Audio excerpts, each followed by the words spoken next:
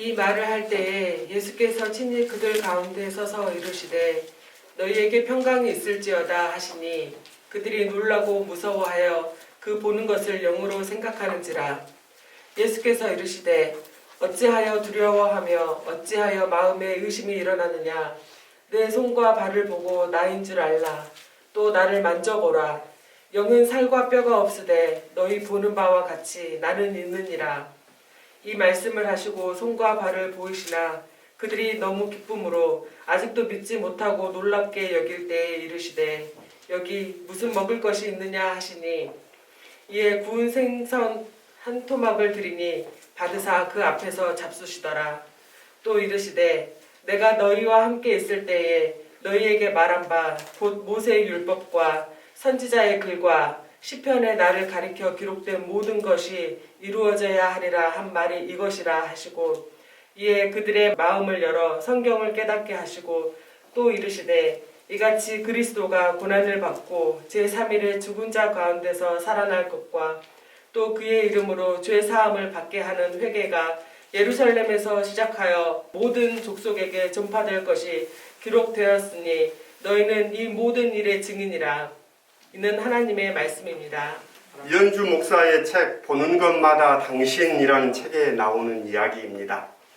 인도의 어느 마을 입구 늙은이 하나가 가부좌를 틀고 앉아서 날마다 낡은 냄비에 담긴 진흙탕물을 막대기로 휘휘 젓고 있었습니다. 그런데 그렇게 한참을 휘젓다가는 냄비 바닥에서 묵직한 금덩어리를 꺼내는 것이었습니다. 사람들이 날마다 모여들어 그가 낡은 냄비에서 금덩이를 꺼내는 순간을 기다렸고 늙은이가 물을 휘젓다가 냄비에서 금덩이를 꺼내면 모두 놀라워하면서 웅성거렸습니다. 하루는 용감한 청년 하나가 그 노인에게 물었습니다. 어떻게 그런 요술을 부리는 건지 제게 가르쳐 줄 수 있겠습니까? 노인이 대답했습니다. 그거야 하나도 어려운 일이 아닐세. 이건 보통 냄비이고 이건 그냥 나무 막대기이고 아무데나 있는 진흙을 샘에서 길어온 물에 섞어 막대기로 젓다 보면 바닥에 묵직한 덩어리가 뭉쳐지지. 그걸 손으로 꺼내기만 하면 되는 거야. 청년은 그 길로 돌아가서 냄비와 막대기 그리고 진흙과 물을 구한 다음에 냄비에 진흙과 물을 담고 막대기로 휘휘 젓기 시작했습니다. 하루 종일 진흙물을 저으면서 열심히 살펴봤지만 아무것도 뭉쳐지는 것 같지 않았습니다. 다음 날도 온종일 저었지만 금덩이는 고사하고 손톱만한 조각 하나도 보이지 않았습니다. 청년이 다시 노인을 찾아가서 말했습니다. 어르신 일러준 대로 했는데 아무것도 나오지 않았습니다.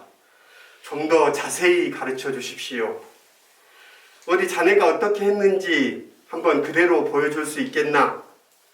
청년이 자기가 했던 대로 되풀이해서 보여주었습니다. 한동안 말없이 바라보던 노인이 아차, 아주 중요한 것을 자네에게 일러주지 않았구만. 그게 뭡니까? 물으니까 물을 휘젓는 동안 절대로 금덩이를 생각해서는 안 되는 것일세. 저는 이야기를 읽다가 한참 마지막 대목에 웃었습니다. 무슨 이야기인지 알겠습니까? 이현주 목사는 이 이야기 끝에 자기의 묵상을 이렇게 덧붙입니다. 주님, 저에게 생애를 바쳐 이루고 싶은 꿈을 주셔서 고맙습니다. 하지만 그 꿈을 이루고자 하는 마음 때문에 그 마음에 사로잡혀서 일상생활을 소홀히 하는 어리석음에 빠지지 않도록 도와주십시오. 밥을 먹을 때는 밥을 먹고 길을 걸을 때는 길을 걷고 사람을 만날 때는 사람을 만나게 해주십시오. 어디서나 볼 수 있는 물, 나무 막대기, 진흙덩어리, 낡은 냄비, 바로 그것들 안에 당신의 보물이 감추어져 있음을 잊지 않도록 도와주십시오. 주님이 우리에게 주신 보화는 믿는 이의 삶 속에 담겨 있습니다. 우리의 일상을 잃어버리는 어리석음을 범하지 않는 우리가 되기를 빕니다. 부활절기 7번의 이 기쁨의 50일, 오늘 세 번째 주일입니다. 부활절 말씀을 계속해서 전하고 있는데요. 부활 주일에 전했던 말씀, 아무에게도 아무 말도 하지 못하였다는 마가복음의 증언은 당신은 어떻습니까? 라는 우리의 반응을 드리려 한다고 전했습니다. 부활의 삶은 갈릴리에서 너희를 기다리는 주님을 배워라 라는 말씀에 기인합니다. 또 지난주는 평강은 너희의 것이다 라는 말씀이었습니다. 요한복음의 부활 기사입니다. 주님은 당신의 상처를 내보이십니다. 주님의 그 상처는 순환과 죽음의 흔적입니다. 제자들은 그 순환과 죽음이 두려워 스승을 넘겨주었고 숨었습니다. 죽음 당하신 그분이 되살아나셔서 상처를 보이시며 평강을 전합니다. 부활의 주님을 만난 그들은 두려움의 문을 열고 세상으로 나아갔습니다. 두려움의 문을 열고 세상으로 나아가는 것, 이것이 부활의 삶입니다. 오늘은 누가복음 부활 기사입니다. 사람들은 눈으로 확인되는 것을 확실하다고 여깁니다. 그래서 백문이 불여일견이다라는 속담도 있습니다. 내 눈으로 보면 믿겠다라는 말을 종종 듣습니다. 그러나 성서는 보는 것이야말로 매우 불완전하다고 말합니다. 하나님을 볼 수 없다는 것이 성서의 지엄한 원칙이며 눈으로 보는 것으로는 믿음에 이를 수 없다라고 성서는 우리에게 알려줍니다. 부활절 일화들도 이를 일관되게 주장합니다. 다시 사신 예수를 보는 것으로 부활 신앙이 생겨나지 않습니다. 빈 무덤을 눈으로 확인한 이들은 예수의 시신을 도둑 맞았다고 생각했습니다. 가장 먼저 빈 무덤가에서 예수를 본 여인은 그를 동산지기인 줄로 착각하지요. 엠마오로 가던 두 제자는 도상에서 한나절 예수와 동행하면서도 그가 예수신 줄 눈치채지 못합니다. 오늘 본문에서도 그렇습니다. 예수를 본 제자들은 자신들이 보는 것을 유령이라고 여깁니다. 예수께서 손과 발을 상세히 보여주시지만 제자들은 기뻐하면서도 믿지 못합니다. 보는 것으로는 믿음에 다다를 수 없다는 암시가 여기서도 반복됩니다. 그럼에도 불구하고 예수께서 제자들에게 자신의 손과 발을 만져보라고 말씀하십니다. 이같이 말씀하신 이유는 부활하신 주님을 유령으로 여기는 제자들 때문입니다. 이 대목은 제자들이 예수의 부활을 믿지 못했다는 차원과는 다른 사정이 반영되어 있습니다. 기독교 최초의 이단으로 알려진 영지주의의 그릇된 부활 해석을 염두에 두고 있습니다. 영지주의의 주장대로 예수의 부활을 믿는 이들이 초기 기독교에 혼란을 가져왔던 역사가 있습니다. 누가복음과 요한복음에는 이런 상황을 반영하고 있습니다. 매우 복잡한 철학적, 문학적 배경을 지닌 영지주의는 영혼과 육체에 대한 극단적인 이분법을 주장합니다. 그래서 영은 선하고 육은 악하다. 영과 육은 절대로 어울릴 수 없다라는 전제를 가지고 있습니다. 이런 논리에서 선하며 영원하신 그리스도는 절대로 육체를 입을 수 없다고 그들은 주장합니다.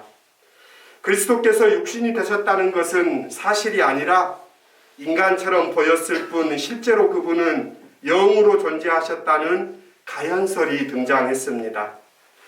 육신이 없으니 예수의 죽음도 부정되고 육체가 없는 영혼의 부활만 인정되었습니다. 그래서 오늘 본문은 영지주의와 맞서는 누가의 의도가 보입니다. 예수께서는 자신에게 손과 발이 있으며 살과 뼈를 가지고 있다고 강조하심으로써 영혼의 부활이라는 주장을 부정하고 있습니다. 당시 이에 따르면 영은 육체, 그러니까 손과 발, 뼈를 가질 수 없습니다. 또한 영혼은 배고프지 않으니 먹지 않는다는 상식을 겨냥하여 예수께서는 의도적으로 먹을 것을 달라고 하셔서 드십니다. 성서는 몸의 부활을 말합니다. 영의 부활뿐만이 아니라 몸의 부활을 말합니다. 몸의 부활은 영혼만의 부활이 아니라 또한 육체만의 부활이 아니라 육체와 영을 아우르는 모두를 말하는 부활입니다.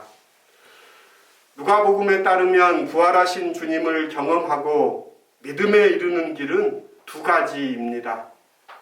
하나는 말씀을 배우는 것이고 다른 하나는 성례전, 그러니까 주님의 식탁에 참여하는 것입니다. 오늘의 본문과 앞에 나오는 엠마오의 두 제자 이야기가 공통으로 이를 적시합니다. 예수께서 떡을 가지고 축사하실 때에 두 제자가 주님을 알아보았다는 대목은 오늘 본문에서 예수께서 물고기를 드셨다는 사실과 공명합니다. 그리고 엠마오로 가는 길에서 예수께서 제자들을 가르치셨다는 부분은 제자들에게 성경을 깨닫게 하셨다는 오늘 본문의 내용으로도 반복됩니다. 가르침을 받을 때에 제자들의 마음이 열리고 식탁에서 제자들의 눈이 열립니다. 그러니까 이 두 가지 말씀과 성찬은 기독교 예배가 되었으며 그러므로 기독교의 예배는 부활하신 주님을 만나고 경험하는 자리로 정리됩니다. 코로나로 안타까운 것 중에 하나가 성찬을 즐거이 나누지 못한다는 것입니다. 그게 너무 안타깝습니다. 그러나 또 1인 성찬기가 준비되면 다시 시행하려 합니다. 부활하신 예수께서 제자들에게 가르치시는 말씀은 세 가지로 분류됩니다. 첫째, 그리스도가 고난을 받으셨다는 것이고 두 번째는 사흘 만에 죽은 자 가운데서 살아나셨다는 것이며 마지막으로는 그의 이름으로 죄 사함을 받게 하는 회개가 모든 민족에게 전파되리라라는 것입니다. 예수를 죽인 이들은 그리스도를 부인한 것이 아닙니다. 그들은 그리스도가 고난을 받는다는 점을 부정했습니다. 또한 그리스도의 부활을 믿지 않는 것이 아니라 고난을 받고 죽은 이가 부활했다는 사실을 받아들이지 않았습니다.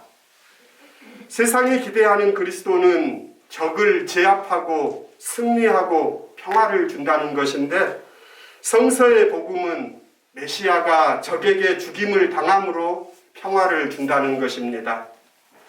누가복음은 고난당하시고 죽으신 그분이 바로 부활하신 분임을 분명히 합니다.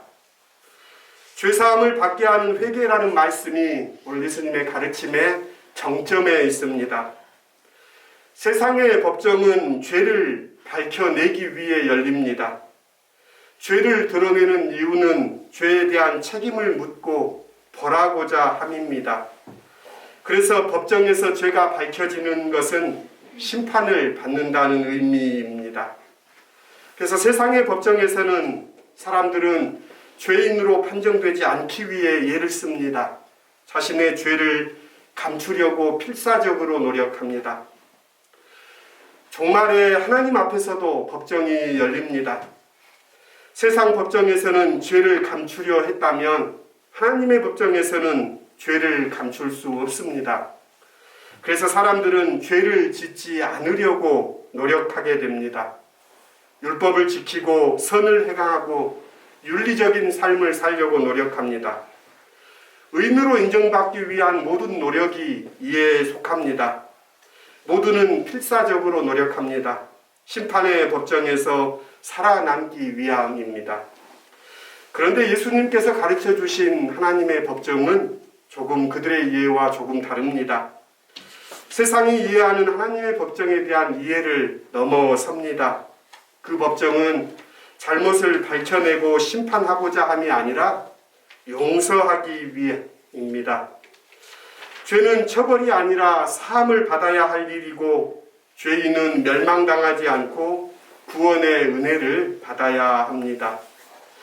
이 은혜를 믿는다면 누구든 자신의 죄를 실토하고 자신을 죄인으로 인정합니다. 자신의 죄를 인정하는 것은 용서하시는 하나님을 신뢰하기 때문입니다. 그래서 이것이 회개입니다. 용서에 대한 그리스도인들의 이해는 조금 조정되어야 할 부분이 있습니다. 하나님께 짓는 죄는 하나님께서 용서하십니다. 그리고 사람에게 짓는 죄는 사람에게 용서를 받아야 한다는 점입니다. 용서받기 위한 구약성서의 최소한의 가이드는 최소한 5배 이상은 갚아주어라 라는 것입니다. 갚을 수 없는 것은 같은 값으로 자기의 눈에는 눈을 이에는 이로 라고 심지어 말씀합니다. 고통받는 사람은 아직 그 고통을 간직하고 살아가는데 고통스럽게 한 사람은 죄를 용서받았다고 자기는 자유하다고 그런 것은 말이 안 됩니다. 구원을 강조하다 보니 구원받았다는 사실에 집중하게 됩니다. 그러나 구원은 하나님께서 우리에게 주시는 것이요 사람은 회개해야 합니다. 회개는 하나님께 돌아서는 것입니다. 그러니 회개도 하나님께서 도우셔야 한다고 영적 스승들은 말합니다. 다시 본문으로 돌아와서 용서하시는 하나님을 신뢰하고 자신의 죄를 인정할 때 회개는 시작됩니다. 회개는 곧 자기 자신의 죽음이고 용서는 부활의 선언입니다. 그래서 회개와 용서는 의인의 자격을 얻는 일이 아니라 생명을 수여받는 사건입니다. 이 용서가 하나님의 구원이라는 사실이 모든 민족에게 전파되어야 할 복음입니다. 그리스도인들은 이 복음에 대한 증인입니다. 이 복음이 어떤 특별한 소수에게만 점유되지 않도록 모든 사람에게 전해지도록 교회는 부름을 받았습니다.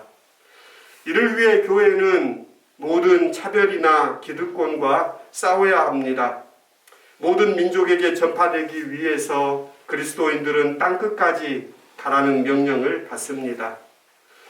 그러나 그 시작은 예루살렘, 우리에게는 오늘 우리가 서 있는 자리에서부터입니다. 여기에서부터 복음이 성취되어야 합니다. 여기에서 멈추면 안 됩니다. 증인은 지식을 말하지 않고 경험을 말합니다. 그래서 부활하신 주님을 경험해야 합니다. 그러나 경험에서 끝나지 않습니다.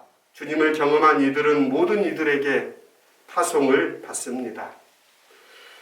오늘 이행 시녀의 막달레나의 노래라는 시를 실었는데요. 시는 시의 마지막 년에 이렇게 노래합니다. 내 부끄러운 길을 기쁘신 사랑으로 씻어주신 주님, 이제는 결코 놓치지 않으렵니다. 내 목숨 길이 당신 보며 살리오니 유일한 나의 삶은 사랑하는 것, 죽는 것, 주님 오십시오, 열어주십시오. 설교를 마무리합니다. 부활하신 주님은 제자들에게 오시어 너희에게 평강이 있을지어다 축복의 인사를 건네십니다.